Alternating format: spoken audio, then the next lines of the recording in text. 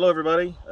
So I'm making another video here on the whole brakes thing. Now, I've been showing you brakes based on trucks and SUVs and stuff like that. So I have this car I'm doing. This is a Hyundai Sonata here, and I wanted to show you some of the differences here. I'm going to be doing the brakes on this one as well. So if you'll come here for a minute, I'll show you some of the stuff. Obviously, a lot of the stuff is the same, but there are some things that are different. So obviously, you have your brake caliper. You have the bracket for your brake caliper, your rotor. This back here that goes through right here, this is actually your CV joint. Now, a good way you can tell if your CV joint is bad if you have a front wheel drive car, or even a four wheel drive for that matter, when the four wheel drive is engaged. If you take sharp turns to the right or to the left and you hear this loud popping noise, that's going to be your CV joint. Obviously, whichever side it sounds like it's coming from.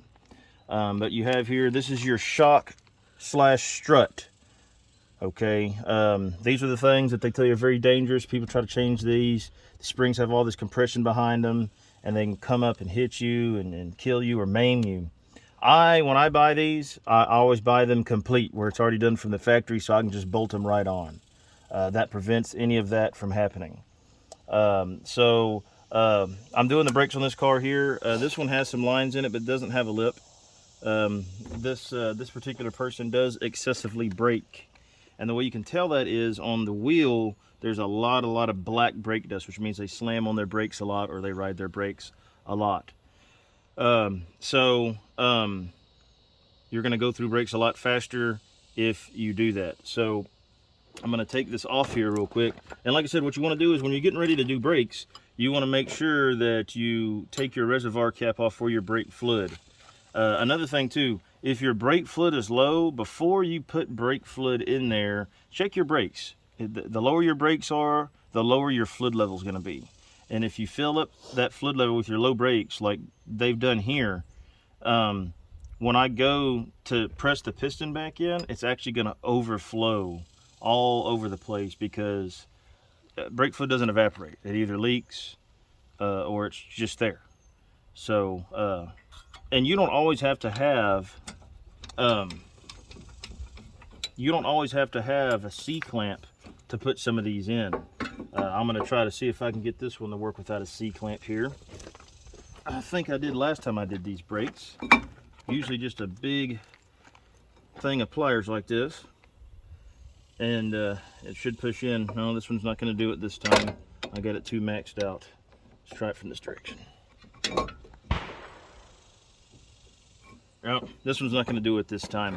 But there are some times, and very often on cars, where you can just get a big set of pliers and take and mash down on it, and it'll push the piston back in.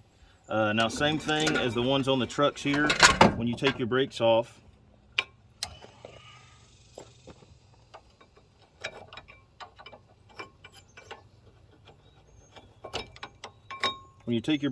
you want to clean these again.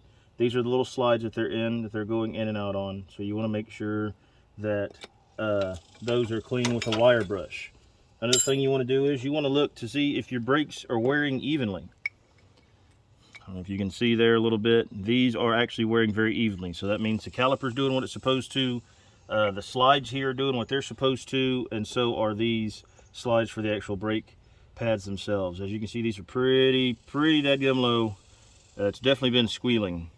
That's what that little squealer's for, to let you know that your brakes are low. So I just wanted to take and give y'all some more insight on some of these cars. That's a car rather than just trucks. Most cars are going to be very similar to this. Maybe not exactly, but very similar, and especially the front wheel drive cars. So once again, if y'all have any questions, or if there's any other videos that y'all would like for me to make, if anything specific, shoot me a message and let me know. And once again, I hope this helps everybody out, and y'all have a good day.